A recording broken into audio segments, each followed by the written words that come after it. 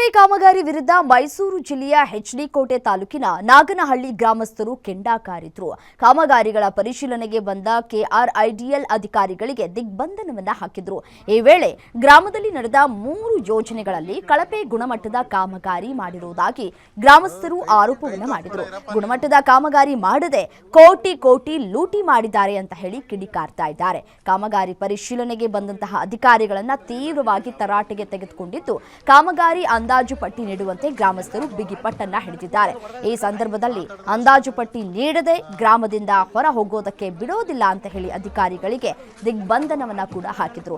ಸಂಜೆಯವರೆಗೂ ಅಧಿಕಾರಿಗಳಿಗೆ ಗ್ರಾಮದಿಂದ ಹೊರಬಿಡದೆ ಆಕ್ರೋಶವನ್ನ ಹೊರಹಾಕಿದ್ರು. ಆ ಬಳಿಕ ಇಲಾಖೆಯ ಉನ್ನತ ಅಧಿಕಾರಿಗಳು ಗ್ರಾಮಕ್ಕೆ ಭೇಟಿ ನೀಡಿ ಪರಿಶೀಲನೆಯನ್ನ ನಡೆಸಿದ್ರು. ಅಂದಾಜು ಪಟ್ಟಿ ನೀಡಿ ಉನ್ನತ ಅಧಿಕಾರಿಗಳಿಂದ ಗುಣಮಟ್ಟದ ಕಾಮಗಾರಿ ಮಾಡುವುದಾಗಿ ಭರವಸೆಯನ್ನ ನೀಡಿದ್ದಾರೆ. ಆ ಬಳಿಕ ಅಧಿಕಾರಿಗಳನ್ನ ಗ್ರಾಮಸ್ಥರು ಬಿಡುಗಡೆ ಮಾಡಿದ್ರು.